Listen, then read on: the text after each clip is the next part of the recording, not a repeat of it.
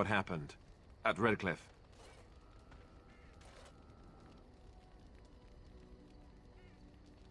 Yes, I know. I've had some time to think about it now. I just wanted to thank you. You went out of your way to save the Arl's family, and you did it. Even though it would have been easier not to. There's been so much death and destruction. Well, it makes me feel good that at least we were able to save something. No matter how small. I owed the Arl that much. You're right. Hopefully, by that time, there's still enough of Ferelden left to save. Good. Now that the warm, fuzzy part of the day is over with, we can get back to the ritual dismemberments.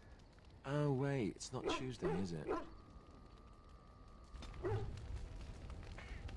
You know, maybe this isn't the best time to be thinking about this, but I've something to ask you. Chances are we'll be heading to Denerim soon. And when we're there, I wonder if we might be able to look someone up. I'm not talking about a friend, exactly. And no, it's not that sort of friend either. The thing is, I have a sister, a half-sister. I told you about my mother, right? She was a servant at Redcliffe Castle and she had a daughter. Only, I never knew about her. I don't think she knew about me either. They kept my birth a secret after all. But after I became a Grey Warden, I did some checking and, well, I found out she's still alive. In Denerim. No. I thought about writing her, but I never did. And then we were called down to Ostagar, and I never got the chance. She's the only real family I have left. The only family not also mixed up in the whole royal thing. I've just been thinking that maybe it's time I went to see her. With the Blight coming and everything, I don't know if I'll ever get another chance to see her. Maybe I can help her. Warn her about the danger, I don't know. I'm not sure. I don't know anything about her except her name and where she lives. Her name is Goldana, and I think she remarried but still lives just outside the alienage.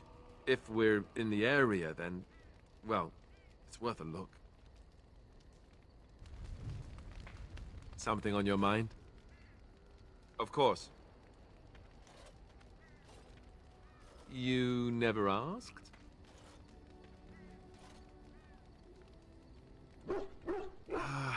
All right. If you want the full explanation, I'll give it to you. The thing is, I'm used to not telling anyone who didn't already know. It was always a secret. Even Duncan was the only Grey Warden who knew. And then after the battle, when I should have told you, I don't know, it seemed like it was too late by then. How do you just tell someone that?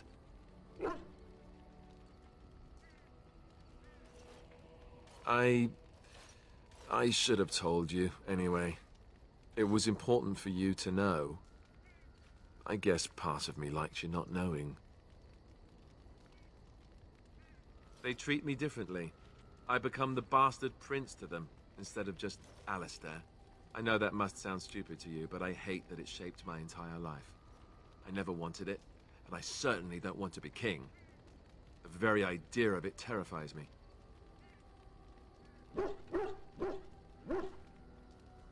Hello? Have you met me? I'm no leader of men.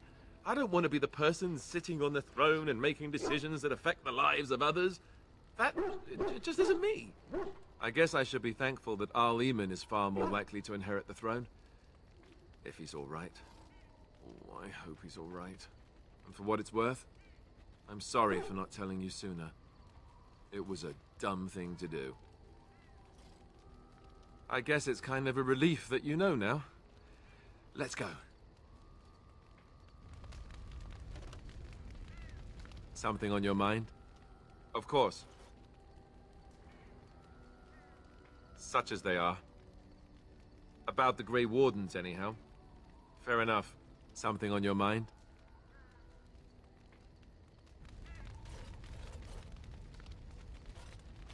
You are not quite as callow as I thought.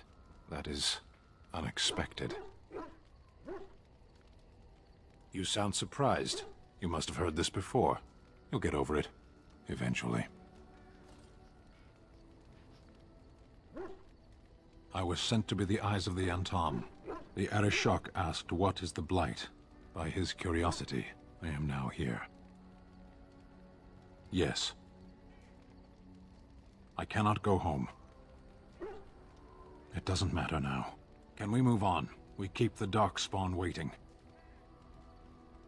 Does it matter? Very well. I caged myself. A weak mind is a deadly foe, as you are no doubt aware. I came to your lands with 7 of the Beresad, my brothers, to seek answers about the Blight. We made our way across the Ferelden countryside without incident, seeing nothing of the threat we were sent to observe. Until the night we camped by Lake Calenhad. They came from everywhere. The earth beneath our feet, the air above us. Our own shadows harbored the Darkspawn. I saw the last of the creatures cut down, too late. I fell. I am told no others survived. I don't know how long I lay on the battlefield among the dead, nor do I know how the farmers found me. I only know that when I woke I was no longer among my brothers, and my sword was gone from my hand. Perhaps. I searched for it, and when that failed I asked my rescuers what had become of it. I killed them. With my bare hands. I did. I knew they didn't have the blade. They had no reason to lie to me. I panicked. Unthinking, I struck them down.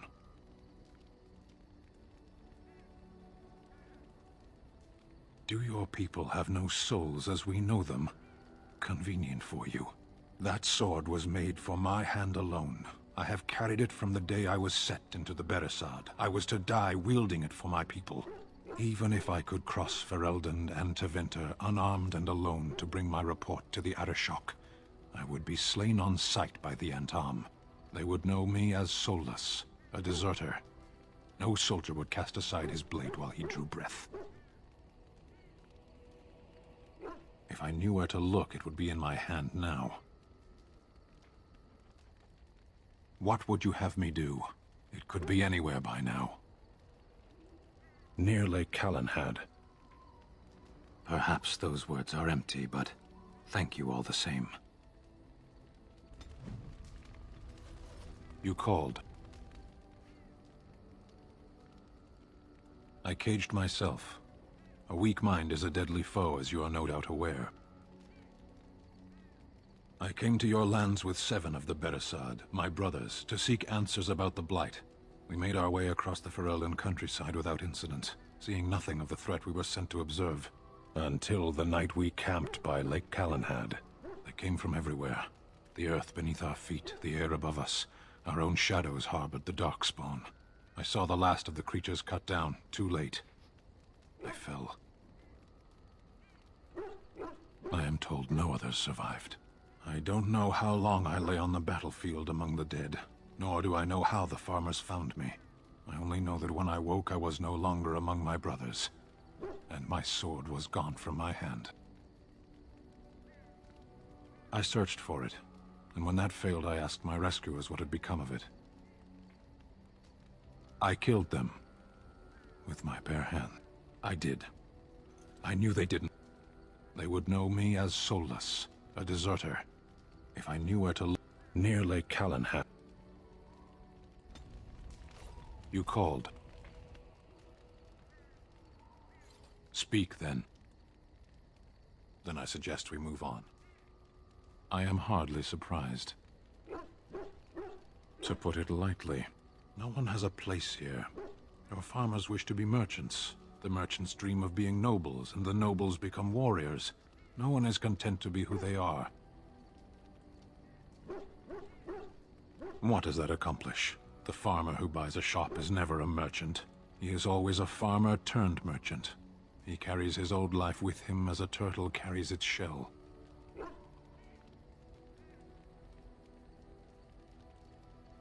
Happiness is fragile. Nothing can be built upon it that will last. Only duty endures. You can learn to find it in doing your duty, in serving your people. There is no need to search for it. Shall we move on?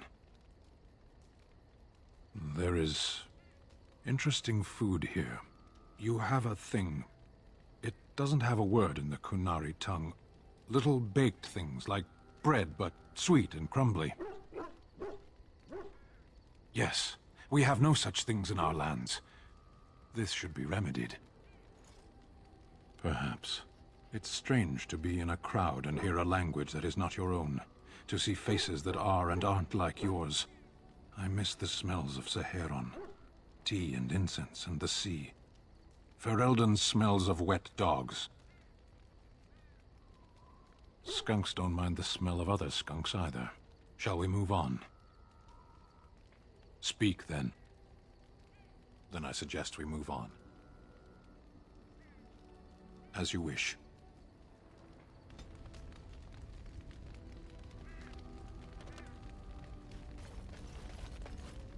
Here I am. Oh, this should be good. Go ahead. Well now, I imagine that's a very fair question. Being an assassin, after all, is a living, at least as far as such things go. I was simply never given the opportunity to choose another way. So, if that choice presents itself, why should I not seize upon it? To be truthful, I didn't even know the crows existed when I joined them. I was but a boy of 7 when I was purchased. For 3 sovereigns, I'm told. Which is a good price, considering I was all ribs and bone and didn't know the pommel of a dagger from the pointy end. The crows buy all their assassins that way. Buy them young, raise them to know nothing else but murder. And if you do poorly in your training, you die. Of course. You compete against your fellow assassins, and those who survive are rightfully proud of it. In Antiva, being a crow gets you respect. It gets you wealth. Gets you women. And men. Or whatever it is you might fancy. But that does not mean doing what is expected of you always. And it means being expendable. It's a cage, if a gilded cage. Pretty, but confining. I fancy many things. I fancy things that are beautiful, and things that are strong. I fancy things that are dangerous and exciting. Would you be offended if I said I fancied you? Ah, that's too bad. I do so enjoy it when I get to be flirty. As for what I'll do in the future, presuming that there is one, I truly can't imagine. It might be interesting to go into business for myself, for a change. Far away from Antiva, of course. For now, naturally, I go where you go. Everything changes, my friend. Come now, enough chit-chat. Talking about the crows summons them, you know. Any Antivan fishwife could tell you so. Here I am. Oh, this should be good. Go ahead. Well, the crows would have you believe that it is an involved process that takes years of training. The sort that tests both your resolve and your endurance. Survive that process and maybe, just maybe, you're good enough to start being considered one of them. But quite frankly, the truth is that all it requires is a desire to kill people for a living. It's surprising how well one can do in such a field. Now, it need not be thought of so crudely. We all do our share of murdering around here, don't we? An assassin simply specializes in striking from stealth, and in maximizing that first attack to be as lethal as possible. Debilitate your foe, either by poison or by crippling their limbs, makes any follow-up combat you need to engage in that much simpler. See? Getting paid for the act is beside the point. An assassin is more a tactical choice than a lifestyle. Of course, the crows like to pretend that their abilities are trade secrets, shrouded in shadows and wrapped in a blanket of mystery. So let's just keep this between you and me, shall we?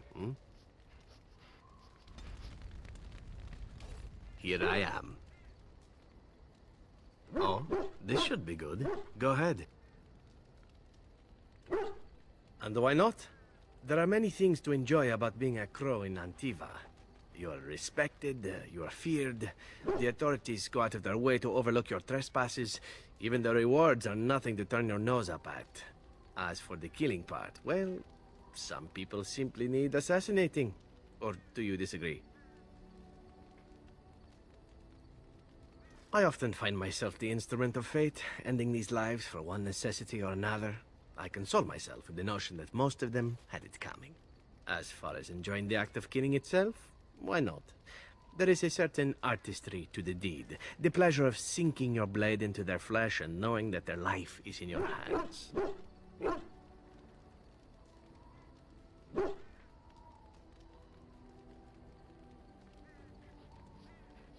It is not pleasure, per se, nothing sexual. It is more a sense of satisfaction, a feeling of power.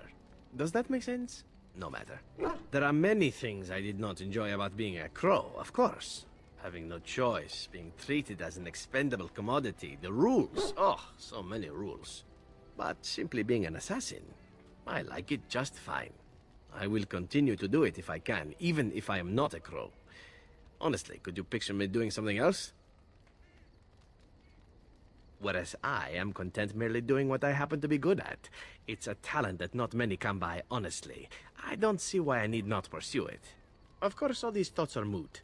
Chances are still good that you and I will perish, eaten by darkspawn or slain by the crows at some point. Very gruesomely, I imagine. But it is pleasant enough to chat about. Come, let's move on while our boots still have some wear in them.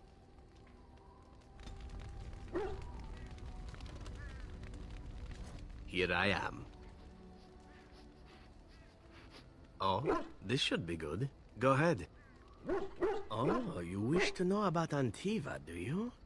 The only way to truly appreciate it would be to go there. It is a warm place, not cold and harsh like this Ferelden. In Antiva it rains often, but the flowers are always in bloom. Or so the saying goes. Every land has its assassins. Some are simply more open about their business than others. I hail from the glorious Antiva city, home to the royal palace. It is a glittering gem amidst the sand, my Antiva city. Do you come from someplace comparable? Oh, I have never seen that place. I am sure it has its charms, and its dogs. You know what is most odd? We speak of my homeland, and for all its wine and its dark-haired beauties and the lilo flutes of the minstrels, I miss the leather the most. I mean the smell. For years, I lived in a tiny apartment near Antiva City's leather-making district, in a building where the crows stored their youngest recruits, packed in like crates. I grew accustomed to the stench, even though the humans complained of it constantly. To this day, the smell of fresh leather is what reminds me most of home, more than anything else. Oh, not so long, I know. It is my first time away from Antiva, however, and the thought of never returning makes me think of it constantly. Before I left, I was tempted to spend what little coin I possessed on leather boots I spotted in a store window. Finest Antivan leather, perfect craftsmanship. Ah, but I was a fool to leave them. I thought, Zevran, you can buy them when you return as a reward for a job well done. More the fool I, no? True, and it's a comforting thought. One simply never knows what is to come next. How could I have suspected I would end up defeated by a handsome Grey Warden? A man who then spares my life? I could not.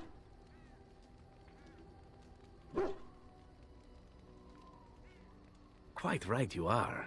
I see the Grey Wardens do not recruit fools. Now, if it is all the same to you, I would prefer not to speak more of Antiva. It makes me wistful and hungry for a proper meal.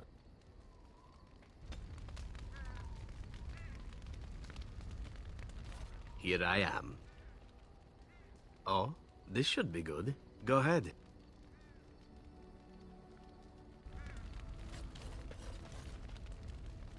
Yes? Well, here I am. What is meant by someone like me? Did you think I was always a cloistered sister? The Chantry provides succor and safe harbor to all who seek it. I chose to stay and become affirmed.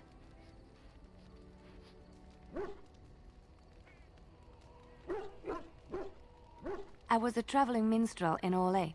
Tales and songs were my life. I performed, and they rewarded me with applause and coin. And my skill in battle? Well, you pick up different skills when you travel, yes? Yes, of course. Let's move on.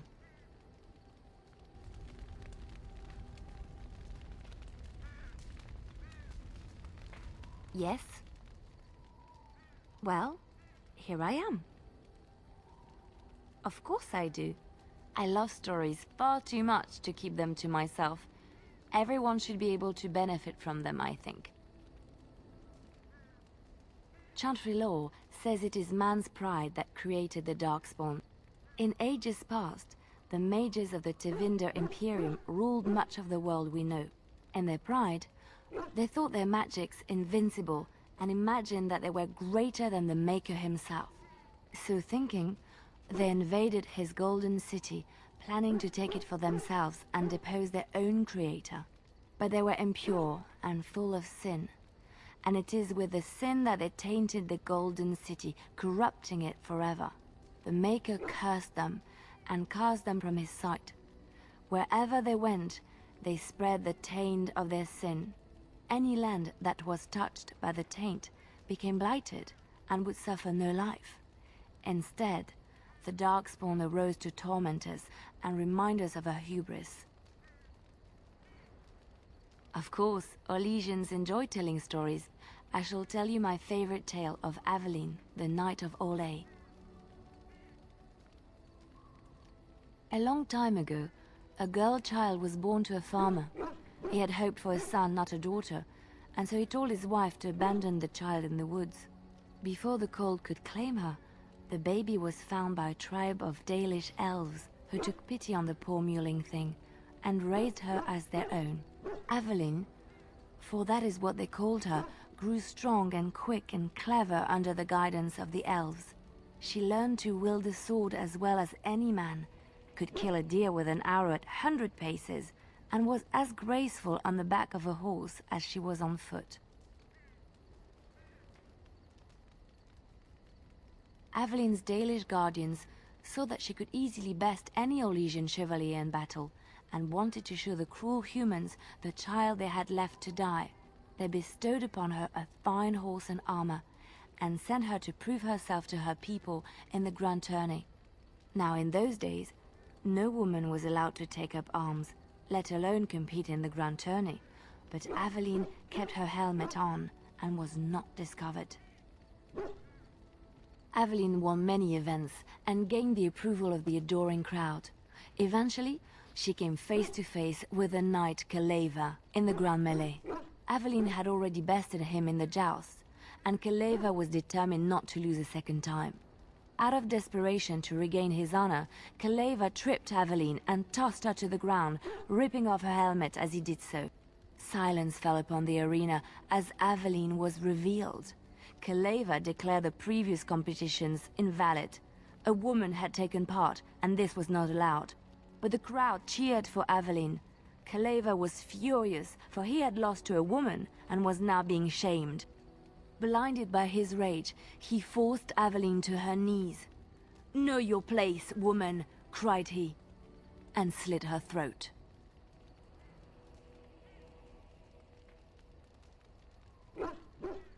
The son of the king, Prince Freyan, was present. He recognized Aveline's skill and bravery and began to see the injustice done to the women in his land. When he was made king, he rewrote the laws of Orlais so that women could also become chevalier. He honored Aveline and knighted her after her death. And to this day, any female who is knighted reveres Aveline the Brave, for she is the patron of all women chevalier. I know one, told to me by my mother a long time ago. It always chilled me to the bone. Maybe you have heard of Flemeth? Ferelden mothers scare their daughters with talk of Flemeth. They say that if you're bad, Flemeth will spirit you away and bind you to her forever. They also say that Flemeth mourns her lost beauty and will steal yours through your looking glass if she catches you. Flemeth's beauty was known throughout the land. She had hair like unto a moonless night, skin as pale as winter's first snow, and eyes as beautiful and perilous as the sea. When she came of age, She came to the attention of the Lord of Highever, Conobar, and he took her for his wife. Conobar soon learned that his young bride had the gift of magic. He kept this a secret, for he feared that she would be taken from him. Flemeth stayed with Conobar for some years, and with his blessing, she practiced her art.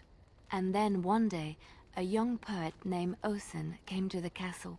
Flemeth was captivated by Osen's voice, and he by her beauty, and they fell in love.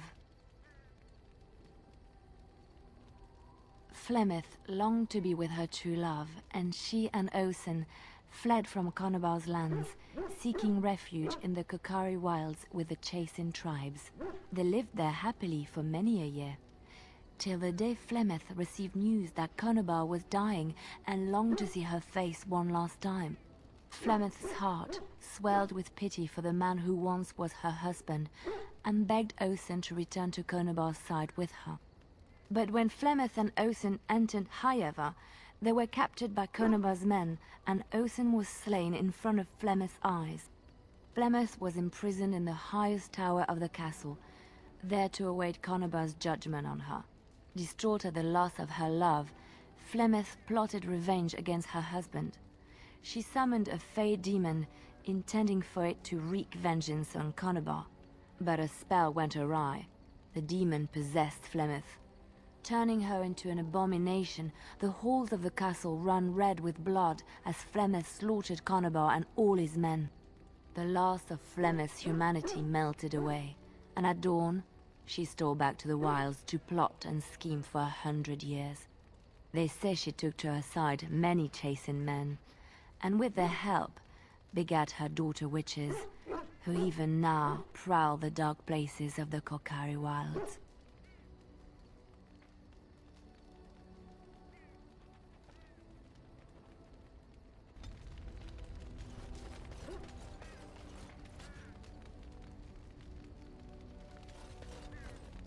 Yes? Well, here I am. I knew this would come up sooner or later. I don't know how to explain, but I had a dream. In it, there was an impenetrable darkness. It was so dense, so real. And there was a noise, a terrible, ungodly noise. I stood on a peak and watched as the darkness consumed everything.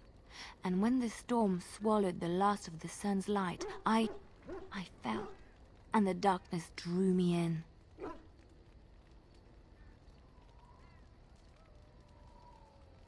I have had dreams. This was different somehow. When I woke, I went to the Chantry's gardens, as I always do. But that day, the rosebush in the corner had flowered. Everyone knew that bush was dead. It was grey and twisted and gnarled, the ugliest thing you ever saw. But there it was, a single beautiful rose. It was as though the Maker stretched out his hand to say, even in the midst of this darkness, there is hope and beauty. Have faith.